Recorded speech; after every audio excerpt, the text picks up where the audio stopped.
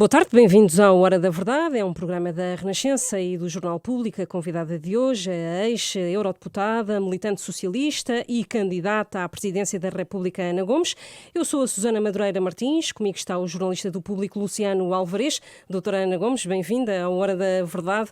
A Comissão Nacional do Partido Socialista vai discutir em breve, ainda este mês, as presidenciais. Já está resignada a essa ideia de que o seu partido, não vai apoiar a sua candidatura ou ainda espera, ainda assim, um sinal? Bom dia a todos os ouvintes da Rádio Renascença e a vocês. Não se trata de me resignar, trata-se de ter tomado uma decisão. Esperei durante algum tempo que o partido se definisse. Não o tendo feito, eu decidi avançar. E agora não quero de maneira nenhuma interferir numa decisão do próprio Partido Socialista. Tenho confiança que as pessoas sabem pensar pela sua própria cabeça, os militantes socialistas sabem usar a sua cabeça e acho que não devem interferir na decisão que o partido vai tomar. Acho que é positivo que haja uma reunião prevista para o dia 24 de outubro e aguardo serenamente aquilo que for lá decidido. Eu sou só militante de base do PS, não tenho assento nesse órgão, nem em nenhum outro órgão, de resto, neste momento, e, portanto, não se trata sequer de me resignar, é uma decisão que o PS soberanamente tomará. Na apresentação da sua candidatura chegou a dizer que o PS tem mecanismos para escolher ou, enfim, apoiar candidatos.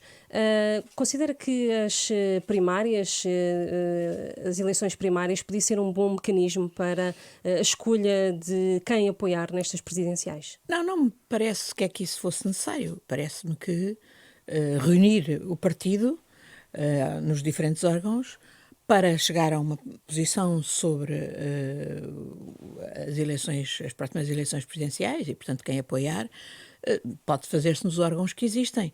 Mas tem que se fazer nos órgãos que existem. Não pode ser uma cabeça, qualquer que seja o nível de responsabilidade,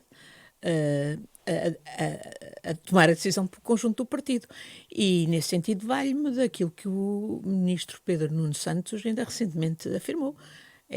Não é nenhum membro do governo, nem é nenhum militante sozinho, por mais responsável que seja, designadamente o secretário-geral, que pode prescindir de ouvir os órgãos do partido. É isso que é democrático. O Pedro Nuno Santos teve essa reação depois de umas declarações de Augusto Santos Silva, também aqui na Hora da Verdade, em que fez um grande elogio a Marcelo Rebelo de Sousa e defendeu que é preciso uma voz chilena na presidência e que essa voz chilena não era a Ana Gomes. O que é que responde a este tipo de pessoas, de militantes do PS, que colocam esta imagem de extremista?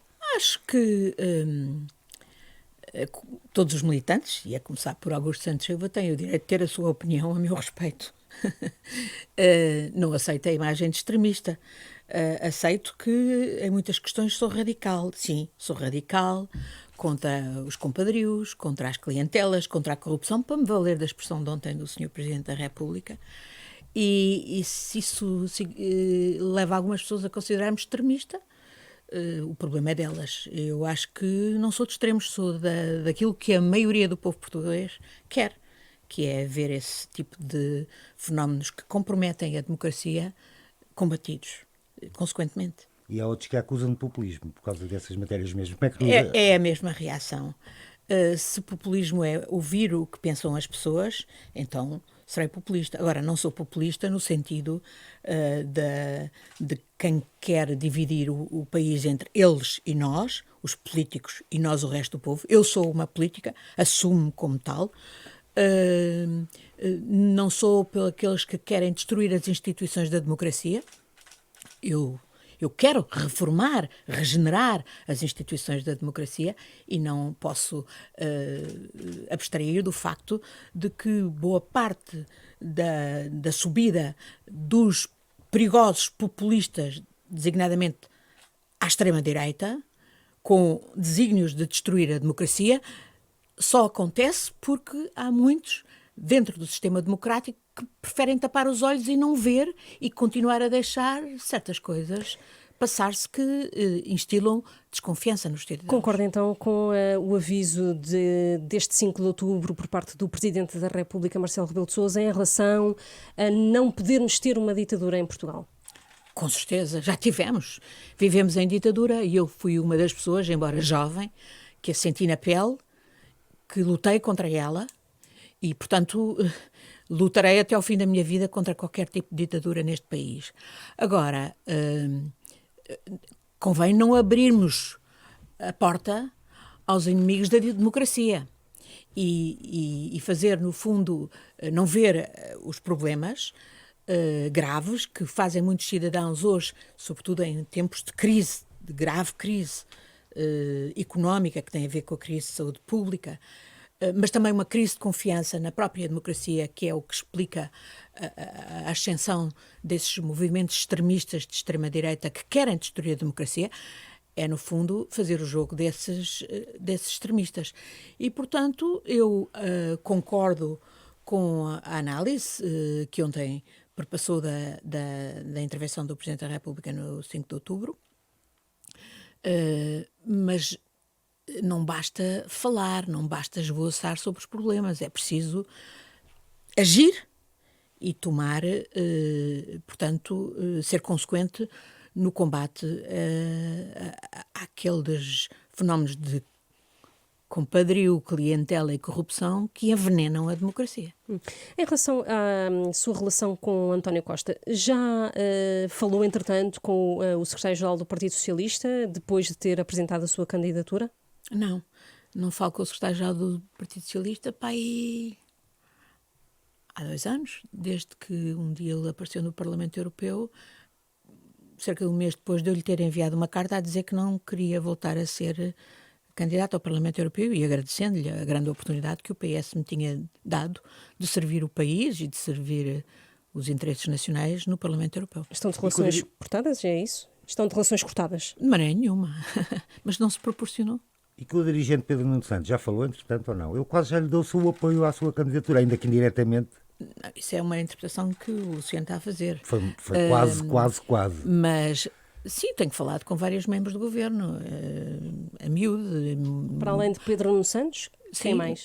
Tenho falado com vários membros do governo sobre várias questões que vou tratando, de vários assuntos que vou tratando. Mas que lhe dão o seu apoio? Que lhe dão o apoio? Eu já disse publicamente que tenho vários membros do governo que já me disseram que me apoiariam. Naturalmente, democraticamente estou à espera que o Partido Socialista tome uma decisão sobre esta questão, não se valendo das indicações que foram dadas naquela triste cena da Alta Europa. E espera que esses dirigentes, que não quer dizer quais são, e que Pedro Nuno Santos, por exemplo... Não devo dizer quais são, porque apareçam na compreendo campanha? Perfeitamente que qualquer militante socialista esteja à espera do momento em que o partido se vai determinar democraticamente. E gostava que, por exemplo, o ministro Pedro Nuno Santos aparecesse na sua campanha? Participasse em ações de campanha? Eu acho que neste momento essa questão nem se põe. Mas naturalmente que eu terei todo o orgulho em que dirigentes socialistas, certos dirigentes socialistas, deem apoio à minha campanha. Também devo dizer que há outros que eu preferia que não aparecessem. Não quer dizer quem? Não vale a pena, eles sabem quem são. Arrancou na segunda-feira a sua pré-campanha. Arrancou na segunda-feira a sua pré-campanha com um coloque em Lisboa, que agora vai estender a vários pontos do país. A estrutura da campanha já está montada? Podemos saber nomes? Tem sido montando, porque quando eu anunciei não tinha rigorosamente nada. Tinha 2 ou 3 amigos que me diziam, estamos aqui para o que for preciso. E devo dizer que tem sido complicado, porque para já conhecer as leis que regulam o funcionamento de uma campanha, designadamente para as questões financeiras, mas não só, até para questões tão básicas como a recolha das assinaturas. E devo dizer que essas leis são obsoletas e têm-nos colocado em situações quase kafkianas. Para termos um NIF para a candidatura foi preciso... foi complicado, mas o já temos. E, portanto, construímos um site, já o temos publicado, com a interatividade, que é para a questão da recolha das assinaturas, que é para a questão do financiamento e dos grupos de apoiantes por todo o país. A questão do financiamento também é importante, porque eu quis inovar no sentido de justamente demonstrar aquilo que disse, é que aceito todos os apoios do campo democrático, mas não aceito compromisso e, portanto, também não aceito financiamentos que não sejam absolutamente transparentes e com um teto. E o teto é de 100 euros. Embora a lei diga que possa receber individualmente quase 26 mil euros. 26 mil pode chegar. Eu não quero seguir a lei nesse aspecto. Enfim, é uma faculdade que a lei não proíbe que se ponha um teto de 100 euros. Agora, a lei não facilita e não é só a lei. Os esquemas não estão montados para facilitar este teto. Por exemplo, o banco onde se abriu conta, que é o Banco Público, a Caixa Geral de Depósitos, não tem nenhum sistema para impedir transferências superiores aos 100 euros. E, portanto, tem que ser um trabalho que a própria candidatura vai ter que fazer para controlar isso. E outro aspecto é o da total transparência. Mas há outros aspectos que são quase kafkianos. Por exemplo, hoje neste país pode-se entregar as declarações fiscais online, mas, por exemplo, as assinaturas têm que vir ainda no papel físico. E ainda por cima depois é preciso ir buscar certificados nas juntas, o que em tempos de pandemia é difícil para os cidadãos naturalmente deslocarem-se e, portanto, vai ser outro trabalho que a candidatura vai ter que fazer. Enfim, não é fácil, mas com a boa vontade, com o empenho de todos aqueles que eu já tenho mobilizados a trabalhar na candidatura, temos ido ultrapassando essas dificuldades. Não vai precisar de pedir empréstimos à banca para financiar esta campanha? Não, de certeza absoluta que não vamos pedir empréstimos nenhum à banca. Mas já fez uma estimativa? Quanto é que vai custar? Esse é um dos problemas, é justamente fazer uma estimativa de orçamento. Estamos agora a fazer isso, porque isso, o resto é da lei que se tem que entregar no início da campanha à autoridade fiscalizadora das contas. O esquema está feito, no fundo, para facilitar a vida aos partidos políticos que já existem, porque já têm tudo isso, têm a NIF, têm estruturas montadas, têm a máquina. É mais difícil numa situação destas, mas com o empenhamento de todos os que até agora já me declararam apoio, temos ido superando as dificuldades. Pode ser que venha a ter máquina, se tem o apoio de alguns dirigentes do PS, pode ser que até que lhe tragam máquina também para a sua campanha. Mas não estamos a contar com isso, temos que contar com as nossas próprias forças, claro. E em termos de mobilização, o PS pode travar ou não a mobilização dos próprios militantes e das distritais? De resto, isso aconteceu um pouco na campanha de Maria Belém em 2016, em que algumas ações de campanha foram um fracasso. Não acredito nisso, não acredito nisso. Acho que, como digo, tenho confiança que os socialistas, na sua esmagadora maioria, sabem, incluindo as sabem distinguir o que é... o que são preferências pessoais de algumas pessoas e o que serve os interesses do país e serve os interesses do próprio PS. E, na minha opinião, os interesses do PS não podem sobrepor-se aos do país, têm que ser coincidentes com os do país. Ora bem, neste caso é a defesa da própria democracia que está em causa. Portanto, eu, nessa matéria, penso que quando o PS... Os militantes socialistas sabem. Quando o PS esteve unido em torno de uma candidatura presidencial, fez a diferença. E elegeu o Presidente da República. Desde o General Yanes, ao Presidente Mário Soares, a Jorge Sampaio. Quando o PS não teve posição ou se dividiu, os candidatos da direita foram eleitos. E neste momento, em relação à situação atual, eu acho que os socialistas têm que ter presente que temos tempos duros, difíceis, para o país.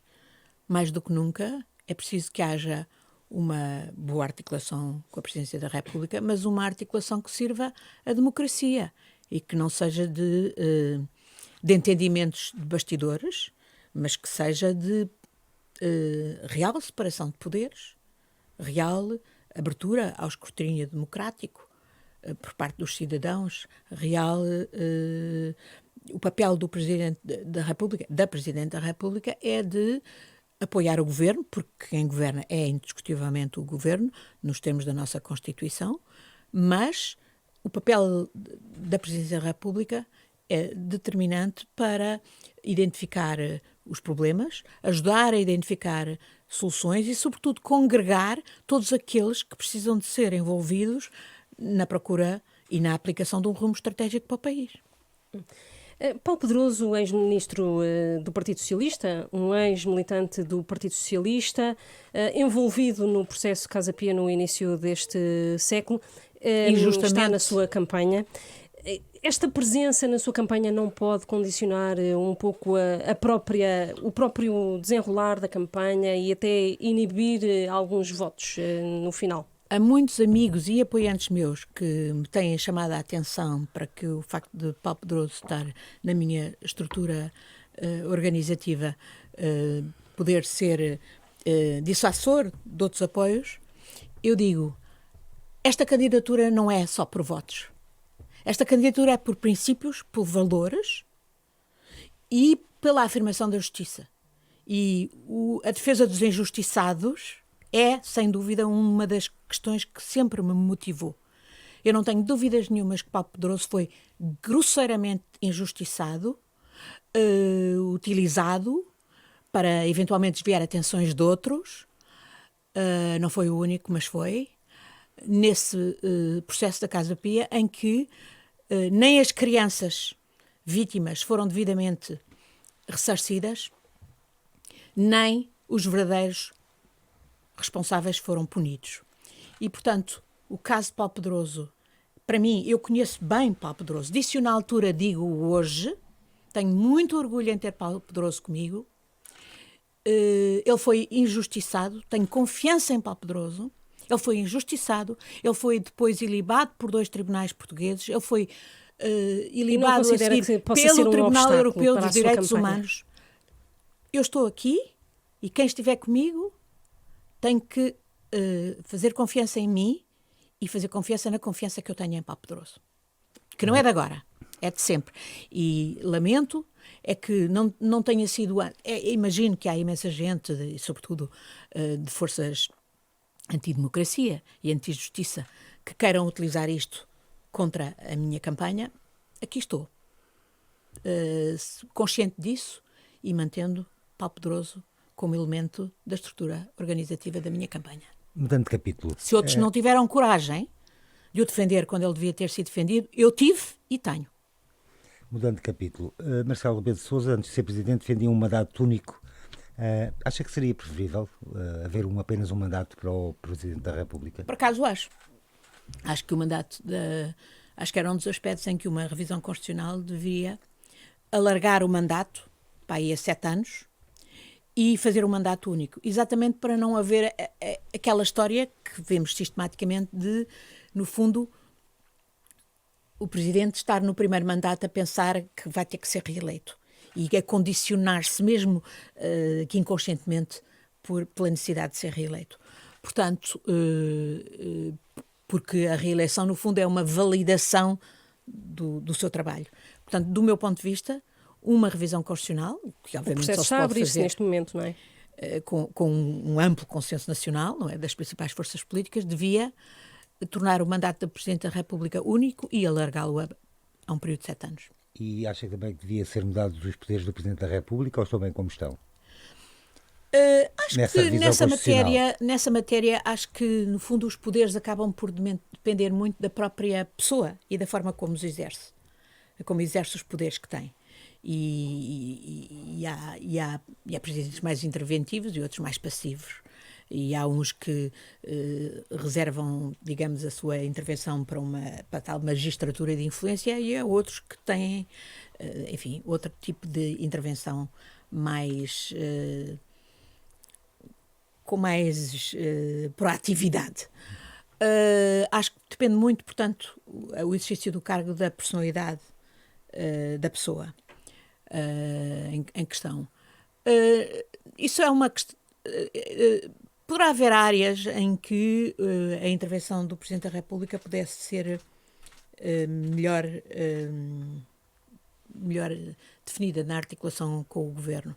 Mas não me parece que seja... É uma questão sobre a qual não refleti muito. Espero, aliás, refletir nos próximos tempos com a ajuda de insignes juristas que temos aqui no país. Outro assunto que está em cima da mesa é as alterações às regras da contratação pública. Ana Gomes já disse que era inaceitável.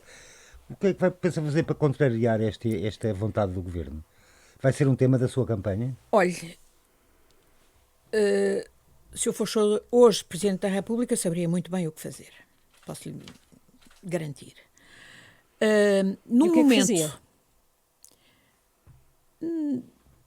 No momento em que os cidadãos estão muito, por um lado, encorajados por haver toda esta solidariedade europeia que se traduz na tal bazuca de fundos europeus que nos vão ajudar a sair desta crise. E a reformar, espero eu também, fundamentalmente as instituições e o país, porque aí concordo em absoluto com o Primeiro-Ministro que não podemos usar os fundos só para voltar ao estado onde estávamos antes de os ter, ou antes da pandemia. É uma grande oportunidade para reformar o país. Ao mesmo tempo, os cidadãos também estão preocupados, porque têm a memória do passado, em que houve colossais abusos de fundos europeus. Houve colossais fortunas feitas à conta de enriquecimento ilícito ou injustificado e à conta desses fundos, e até hoje, enfim, nada aconteceu para travar isso. Portanto, é um momento em que os cidadãos, mais do que nunca, querem transparência, querem escrutínio máximo, e ele é indispensável. Eu penso que sim, não devemos cair no excesso de burocracia, e sabemos que o excesso de burocracia tem sido o entrave, e aliás um dos fatores que dá poder a quem, dentro das estruturas públicas, depois quer exercer mecanismos de corrupção, de compadrio, de clientela. Não podemos cair no excesso de burocracia, mas também não podemos passar do 8 para 80, para excesso de facilitação, e designadamente com a proposta que consta desta proposta do Governo, que está em discussão na Assembleia da República, de que se elevam os limites que dispensam a fundamentação e, portanto, e que permitem o ajuste direto, porque essa é a receita, de facto, para o clientelismo, o compadrio e a corrupção, para voltar a usar as palavras do Presidente da República, Marcelo Rebelo de Sousa, ontem. Portanto, do meu ponto de vista... Retomando, o que é que faria se fosse Presidente da República? Olha, eu não aceito o critério que aparentemente foi enunciado pelo Primeiro-Ministro, de que, e que teria sido acordado com o Presidente Marcelo Rebelo de Sousa, de que não há renovação automática de mandatos para determinados cargos públicos, como seja o da antiga Procuradora-Geral da República, ou agora do Presidente do Tribunal de Contas. Eu não acho que não pode haver não renovação automática, tal como não pode haver renovação automática. Acho que é preciso uma apreciação caso a caso, e que resulta de uma avaliação do cumprimento do mandato por cada um dos titulares desse cargo. E, portanto, eu faço uma avaliação positiva, devo dizer, mas eu não terei todos os dados, não sei o que é que o Primeiro-Ministro sabe, do mandato do Dr. Vítor Caldeira à frente do Tribunal de Contas. Conheci-o quando ele era Presidente do Tribunal de Contas Europeu e sei que ele era tido em altíssima consideração pelo grande trabalho aí desenvolvido. Sei que ele foi antes um grande funcionário da Inspeção-Geral de Finanças do Estado português, quando a Inspeção-Geral de Finanças funcionava. Sei que nos últimos anos eu, como deputada europeia, escrevi várias vezes ao Governo, designadamente ao Ministro das Finanças, Mário Centeno, que tinha a responsabilidade sobre a IGF, dizendo que era inaceitável que a IGF não funcionasse. E não funcionasse porque à sua frente tinha uma pessoa não qualificada, lá posta pela ministra Maria Luísa Albuquerque, para não deixar a IGF funcionar. Infelizmente, o Governo de António Costa manteve essa pessoa que ainda está à frente da IGF, que está hoje desarticulada, é uma sombra do que foi no passado, quando produziu importantíssimos relatórios para a sanidade das contas públicas e da transparência no país. Portanto, de maneira nenhuma eu alinharia por um sistema, por um critério que seja a renovação automática ou a não renovação automática. Esse critério é errado. E, portanto, neste momento, espero que o Presidente da República atue. Quem, sobretudo, tem que atuar é a própria Assembleia da República, visto, como também foi bem sublinhado pelo Primeiro-Ministro, é uma proposta do Governo, mas foi feita a Assembleia da República, é a Assembleia da República que vai ter que decidir, e espero, portanto, sejam ouvidas todas as propostas e sugestões. Eu posso lhe dizer, não tenho nada a ver com a iniciativa liberal, mas concordo com a proposta já apresentada pela iniciativa liberal, que se crie um portal que permita a total transparência e escrutínio de todos os contratos que o Estado, no âmbito destes fundos europeus, vai pôr na praça, e que se controlem quem são os concorrentes e que haja, portanto, acesso a toda a informação. É a transparência que vai garantir a integridade do processo. Mas o Primeiro-Ministro já diz que o primeiro interessado em que haja toda a transparência é ele. Bom, então é fácil fazer o tal portal, se o Primeiro-Ministro está de acordo com isso, e eu acho bem, com todos os dados, é fácil. Mas é indubitável que permitir um esquema de ajustes diretos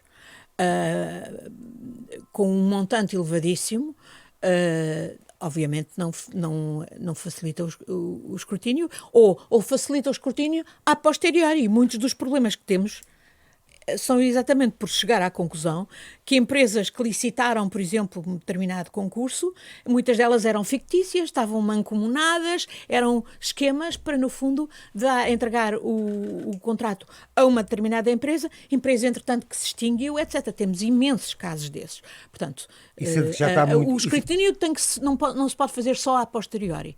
Tem que se fazer durante todo o processo. Do meu ponto de vista, não é preciso criar mais órgãos, é preciso fazer funcionar os que existem. E total transparência.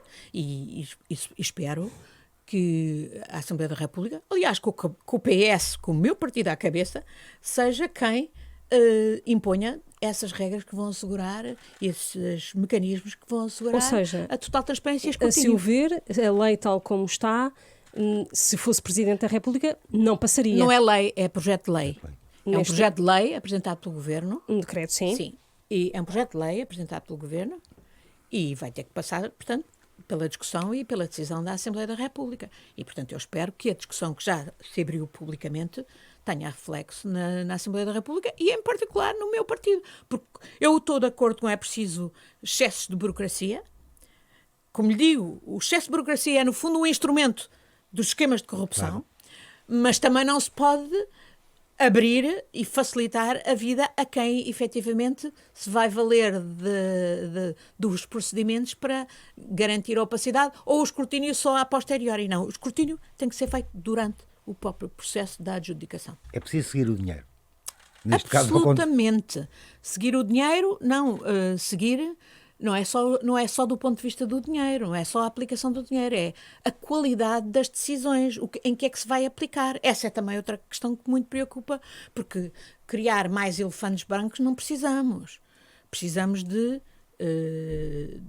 obras, de serviços, de empreitadas que sirvam um rumo estratégico que o país tem que ter e que neste momento não se vê que ainda tenha. Eu acho que é exatamente aí que o próprio Presidente da República, a Presidente da República, pode ter um papel determinante no encontrar desse rumo, no definir o que é que são as prioridades. Algumas sabemos, por exemplo, tudo o que tem a ver com a transição energética, no sentido também de servir o objetivo da descarbonização, do combate às alterações climáticas, tudo o que tenha a ver com o digital para a desburocratização e para a transparência e para o escrutínio. Essas são, sem dúvida, prioridades. Como é que se vai fazer? Qual é, por exemplo, o esquema de idoneidade, de se vai verificar a idoneidade dos intervenientes? Por exemplo, há toda uma floresta. Empresas que se candidatem a concursos públicos e que tenham sede em offshores, pura e simplesmente não devem ser aceites. Soutora, este Partido Socialista e este governo do PS ainda têm muitos dirigentes e também ministros, e inclusive o primeiro-ministro, que trabalharam com José Sócrates. Aparentemente, ninguém deu por nada, não deram por nada dos casos de que o ex-primeiro-ministro é acusado. O que é que, entretanto, mudou no Partido Socialista e no país para que um caso destes não se repita? Susana, eu sou uma das socialistas que foi a Congresso do Partido Socialista dizer que o PS tinha que pôr a mão na consciência relativamente à forma como se tinha deixado de instrumentalizar por José Sócrates. E para um pôs, projeto o de PS enriquecimento pôs essa pessoal. mão na consciência? Não, até hoje não pôs suficientemente do meu ponto de vista. Mas no PS há muita gente boa que pensa como eu. Eu sabia, quando disse isso em Congresso, que não estava a refletir apenas a minha perspectiva pessoal. Não, acho que isso devia ter sido feito. E não estou a falar do papel que cabe à justiça. Estou a falar da análise política, das consequências políticas que um partido como o PS devia ter feito, até para instilar confiança, não só nos seus próprios militantes e apoiantes, mas em toda a sociedade.